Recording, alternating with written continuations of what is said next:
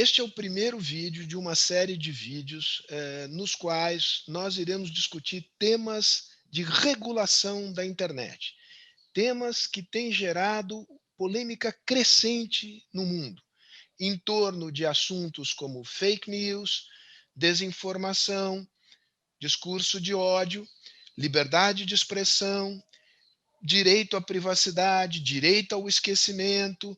Para discutir esses temas aqui, nós convidamos um especialista no assunto, que é Francisco Brito Cruz, fundador do Internet Lab, que é uma instituição que se dedica à pesquisa sobre temas regulatórios da internet. Ele tem uma formação em direito com doutorado nesta área pela Universidade de São Paulo, Faculdade de Direito do Largo do São Francisco. Vamos começar pela seguinte pergunta: quando é que esse tema da regulação da internet se coloca no debate público? E aqui eu me refiro no debate público nos Estados Unidos, na Europa e ou no Brasil. Quando que isso começou? É claro que a internet tem uma história pregressa, né? A internet não foi criada nos anos 90, enquanto tecnologia. Foi criada antes disso, né? Enquanto tecnologia militar, inclusive, né? Para facilitar as comunicações. E aí, enfim, espraiando para a área de pesquisa, né? Comunicação entre as universidades, na década aí de 80. Essas pesquisas foram muito importantes. E aí, quando chega a década de 90, começa a se imaginar que a internet pode ter um uso comercial. Ou seja, ela pode sair do quartel e sair das universidades, ser utilizada mais amplamente, né? E é aí que a gente começa a entender que a regulação começa a olhar para a internet de um jeito diferente. É a partir do uso comercial da internet que as pessoas começam a prestar atenção do que pode ser feito e que as pessoas começam a se apropriar dela também para coisas boas e para coisas ruins, né? Para coisas problemáticas ou para coisas super engrandecedoras, para produzir conhecimento, compartilhar conhecimento. Esse momento é o meio da década de 90.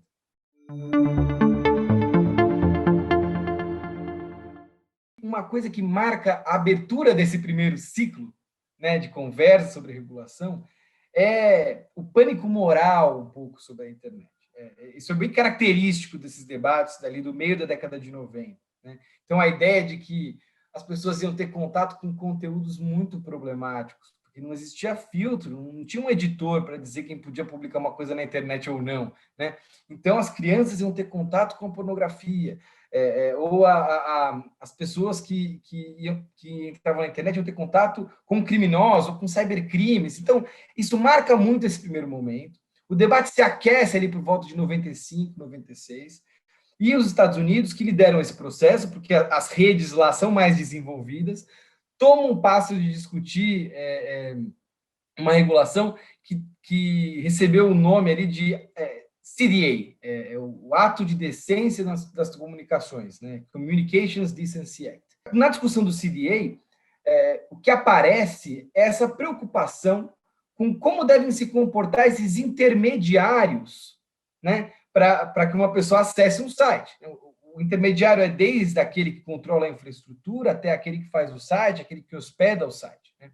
E o arranjo que se constrói é o seguinte, que a partir do momento que um site é feito por alguém, quem tem que ou a publicação é publicada por alguém, quem que é o último responsável por aquele conteúdo não é quem é o intermediário, mas quem o publicou. Né? E aí a ideia de construir a regulação assim deu muita liberdade para a internet se construir enquanto um espaço cibernético que as pessoas produzem conteúdo sem necessariamente pedir permissão para alguém, porque elas são ultimamente as responsáveis e não aquelas pessoas que hospedam o conteúdo, né? Que dão um espaço para aquele conteúdo. Isso está numa legislação muito importante, num ponto do CDI, que é a seção 230. O que essa seção diz? Que esses intermediários, eles não têm que responder, eles são imunes, vamos dizer assim, para responder em relação aos danos que alguém, que não são eles, publicou ali naquele site. Claro, se eles foram os que publicaram, eles serão os responsáveis. Mas se eles só estão dando espaço para que aquela pessoa publique, né, só estão abrindo a plataforma e essa pessoa não pede permissão para publicar, vamos dizer assim, eles não são os responsáveis por aquele conteúdo, né? Eles têm imunidade. Essa cláusula de imunidade não foi dada a eles de graça, Sérgio. Esse é bem importante da gente comentar. Há uma coisa que acompanha essa regulação, que é a ideia deles serem bons samaritanos. O que significa isso?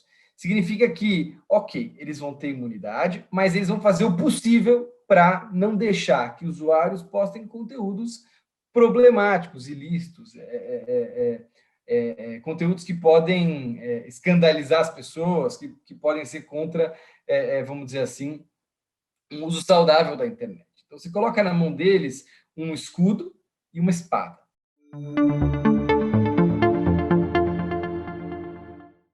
A ideia ali foi proteger esse setor que estava crescendo, proteger a internet aberta, para que as pessoas pudessem postar aquilo que elas achassem mais interessante e que os intermediários não fossem a polícia da internet.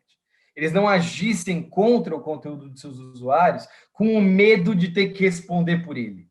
Essa é um pouco a ideia, né? Então, eles são intermediários, eles são plataformas. É aí que surge um pouco essa ideia, né, de plataforma de internet. Por que as pessoas falam plataforma? Por causa disso. Isso foi em 96, né? O ato de decência nas comunicações foi em 96. Essa lei é super importante porque ela desencadeou um processo econômico. A partir do momento que você coloca um modelo de responsabilidade que favorece esse tipo de plataforma, essas plataformas crescem, essas plataformas florescem. E é isso que aconteceu no final da década de 90, especialmente durante a década de 2000, né? No começo do século 21, quando apareceram lá Orkut, YouTube, Facebook, Instagram, né? E as coisas foram florescendo.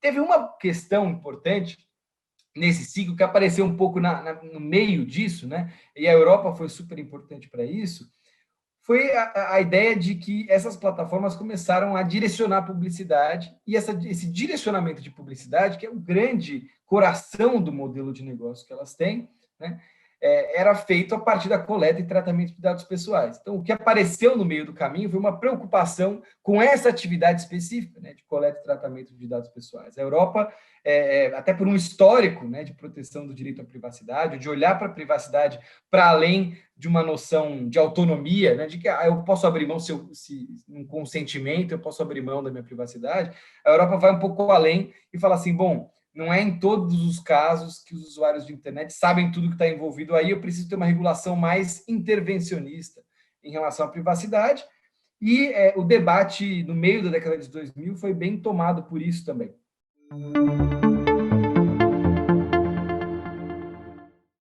E aí no Brasil, no final da década de 2000, a história um pouco se repete, Sérgio, porque aqui a gente teve um debate também com um certo pânico moral no final da década, no meio da década de 2000, vamos dizer assim, alguns anos depois dos Estados Unidos, também uma preocupação com cybercrimes, só que aqui também a questão acabou sendo resolvida para um outro lado, né? Que a ideia foi, bom, não vamos discutir os crimes agora, não vamos só focar em crimes, porque a internet dá muitas possibilidades, inclusive econômicas, para as pessoas.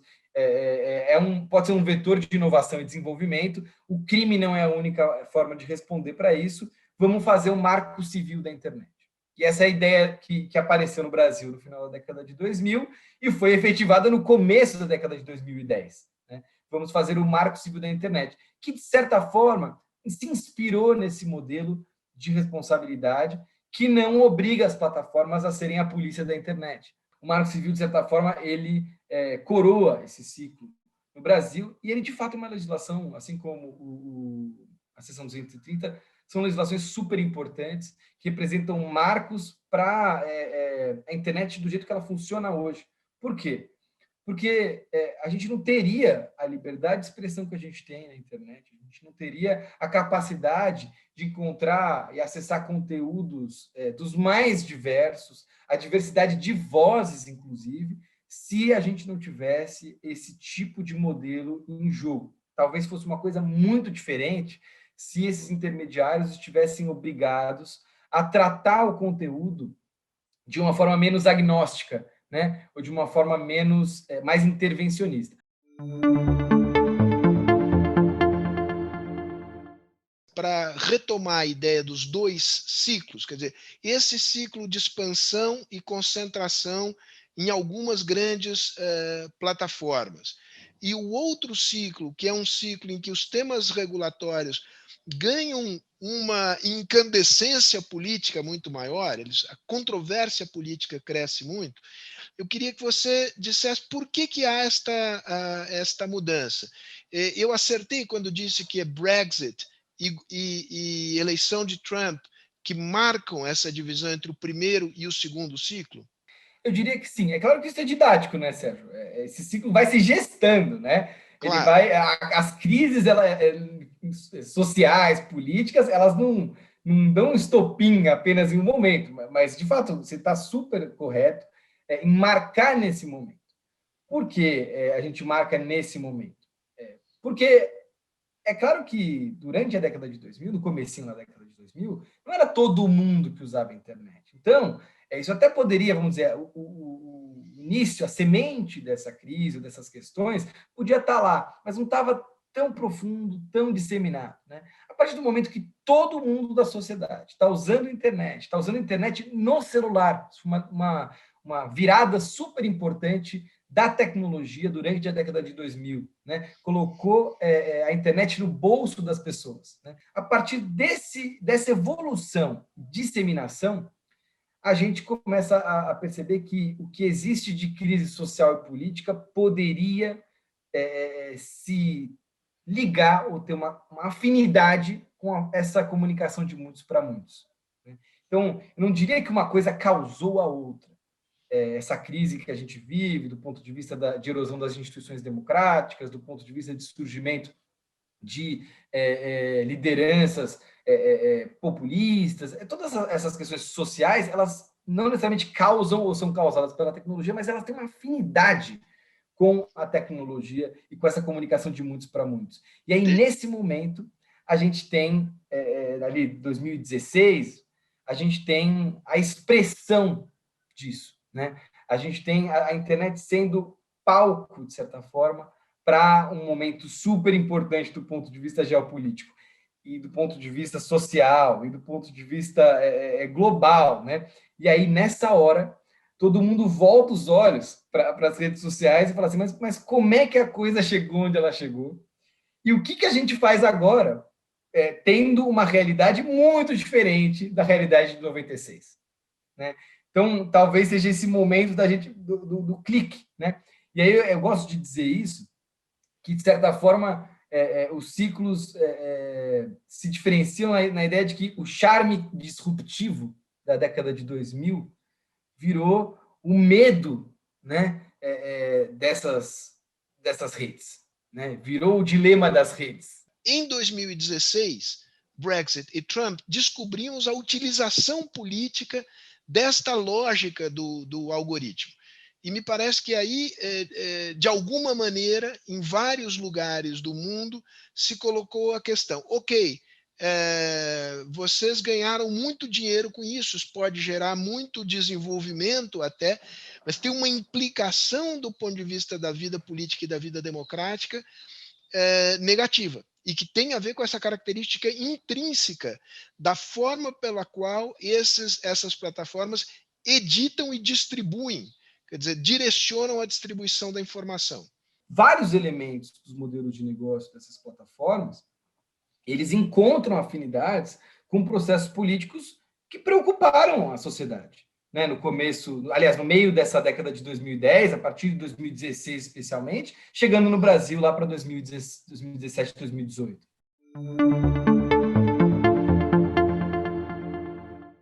E aí a gente tem que entender que isso abre um outro ciclo de maior preocupação com a proteção dessa esfera pública, porque a esfera pública mudou de figura, ela, vamos dizer, se digitalizou, e uma maior preocupação com as democracias, com os direitos fundamentais, no momento que as instituições democráticas, não só por causa da internet, mas a partir de um processo que também está na internet, encontram-se em erosão, encontram-se em crise. Né? Então, entra em jogo aí questões que não estavam em jogo antes. né, que foram, vamos dizer, construídas nesses modelos de negócio ou mesmo nesses modelos de regulação. Então, dá alguns exemplos. Há uma crise na ideia dessa responsabilidade dos intermediários, pensando o seguinte, por um lado, as pessoas dizendo, vocês não estão fazendo o suficiente, algo do tipo, essa espada que vocês têm na mão para ir atrás do conteúdo problemático, vocês não estão utilizando, vocês só estão utilizando o escudo, né, nessa ideia. Então, tem uma crise nesse modelo aí que foi construído. Será que tem que incentivar mais que haja sobre conteúdo? Por outro lado, você tem bem nessa questão de responsabilidade, você tem uma crítica de elas são poderosas demais. Se elas usarem a espada, elas vão mandar em todo mundo, né? Então tem todo um debate aí de como é que a gente reconstrói esse modelo sobre outras bases, que não necessariamente é muito fácil, porque a crítica vem dos dois lados. Elas tiram muito conteúdo e são muito poderosas por conta disso, e do outro lado, elas não tiram conteúdo suficiente. Então, esse debate se coloca de novo, né? Não do jeito que ele se colocou em 96, mas do jeito de 2021, que acho que é um ciclo não de não é uma fundacional a respeito dessas empresas, porque elas já estão construídas, mas é um ciclo de falar, bom, ok, agora a esfera pública é digital, agora a democracia acontece aqui, mas a gente tem muita preocupação do jeito que ela tem que acontecer, tem afinidades problemáticas entre o jeito que a internet pode funcionar e processos políticos problemáticos, processos sociais problemáticos, e a gente tem que revisar, rever essas regulações para ver se elas ainda podem ser atualizadas, ou se a gente tem que pensar em novas, né? Se a gente tem que pensar em coisas diferentes.